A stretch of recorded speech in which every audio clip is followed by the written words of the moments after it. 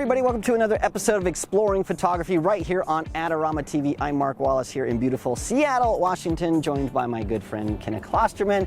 You may recognize her from creativeLIVE, but I actually know you as a fellow world traveler, and when we first met, that's sort of how we became friends, was this sort of bond of traveling the world.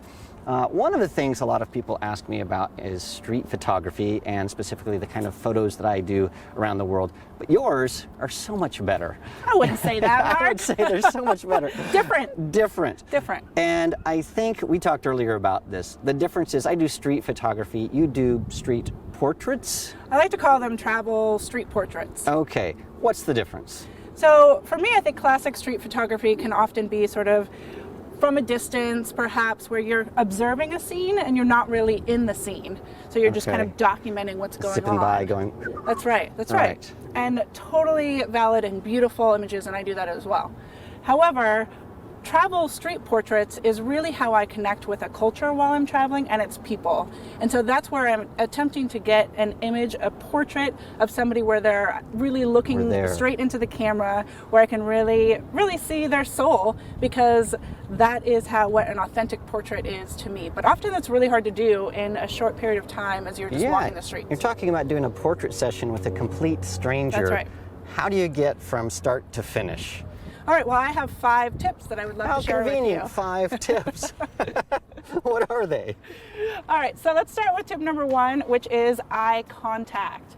Now, this is where you are setting the scene and gauging if somebody is willing to even to engage with you at all. Okay. And so just like if you're at a party and you're looking across the room to see if somebody's interested in talking to you, if they do even make just a little bit of eye contact, awesome, you can move on to the next step. If not, you let them go. If not, you let them. So eye contact, I have a little bit of an opening. Somebody's open to something. That's right. Number 2 is what? Number 2 is body language. So speaking of open, it's all about open body language, because who wants to talk to somebody who's like eyeing you up, but like this? That might be a little bit more creepy. Whereas if you're just actually like energetically open and as you're engaging with them with that eye contact, and confident, but not overconfident. As if you were seeing an old friend. Hey, that's right. Kenna, see, open, eye contact. Hey. Absolutely. And through this whole process, actually, if you're thinking as if this person is your friend, it's another way to sort of They're probably going to be your friends. That's right.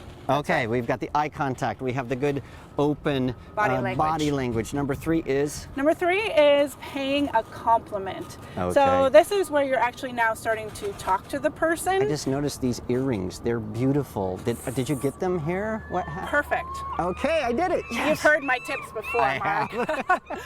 But it truly is about making this about that person. And so in order to establish a connection, an easy thing to do is to compliment your beard. It looks mighty lovely today. Did you know it matches your jacket? Where did you get that jacket? REI. That is my favorite color. Is it? Yes. It matches your eyes. It does. I feel like we're about to go on a date. Now we're connected. Now we're connected. And we're still looking at each other in the eye. Gotcha.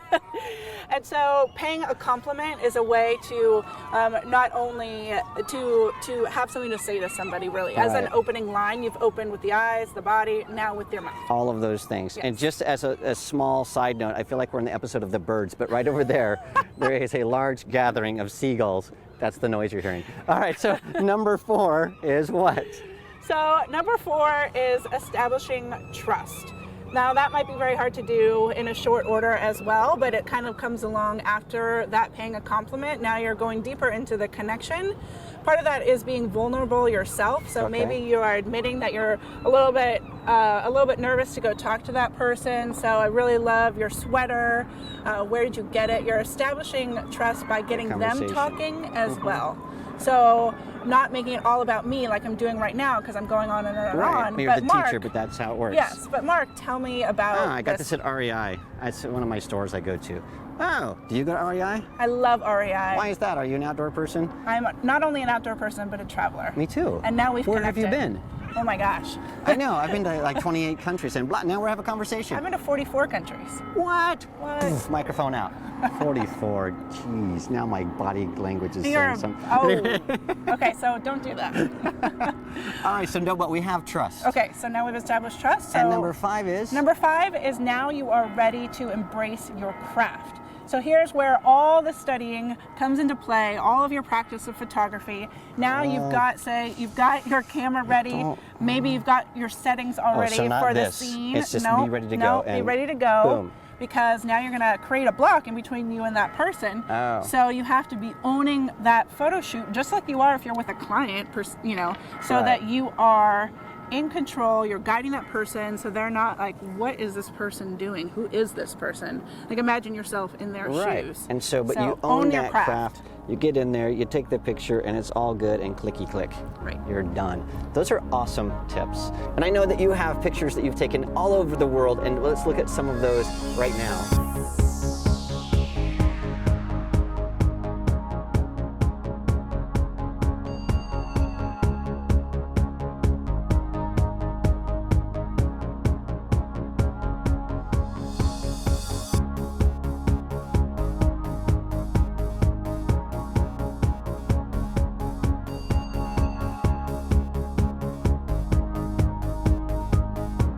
I love these pictures, and I do think that they're better than the stuff that well, different. Okay, let's call them different. Now, I'm shooting with my favorite travel camera, and I've talked a lot about this on Adorama TV. What's your favorite travel camera? Okay, so my favorite travel camera is a little bit different than yours because mine is the Fuji Instax Mini. This is the Instax Mini 90. Which is the Neo Classic. It looks a little bit big and blocky, so from people that don't know what this thing is, why is it this shape? It is this shape because it actually takes images that are prints that you can then give to someone. Oh, you just took one? I just took one.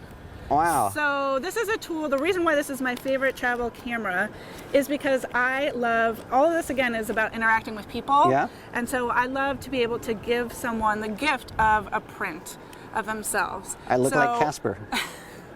Yeah, it does take a couple of minutes. I always have to say to people like, wait, 2 minutes, 3 minutes.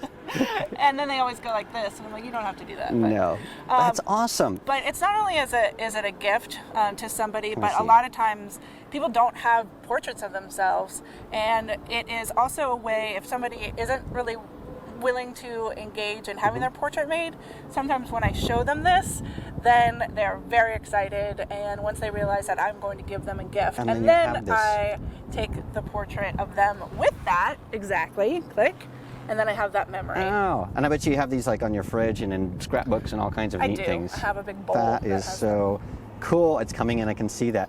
And then what do you shoot with? Is that your main camera, or are you shooting with your Canon? So I shoot with a Canon 6D. My general walk-around lens is my 24-105, and that's what I take around the world. Sometimes I'll go a little bit later as well. Well, and I know that you are going to Cuba, and you teach people how to do these types of things in Cuba and other places. So if people want to know more about that, where do they find you? Great. So yes, I lead photo tours, and you can go to kennakphoto.com. And that's where all my information is. All your info is there, so you're more than creativeLIVE. Yes. A lot more than creativeLIVE. And creativeLIVE rocks. And we've done 3 workshops together, I think, at creativeLIVE, which is really, really fun. Check those out, too. Yeah, check those out. They're awesome. But thank you so much for being here, and thank you for letting me steal some of your time. Don't forget, if you want to know more about street photography, making portraits, working in the studio, editing, post-production, filming video, it doesn't matter. We've got videos that will cover that at the Adorama Learning Center, and it's absolutely free. So check that out. It's free. And don't forget to subscribe. That way you don't miss a single episode. So click the button, subscribe right now, and I will see you again next time.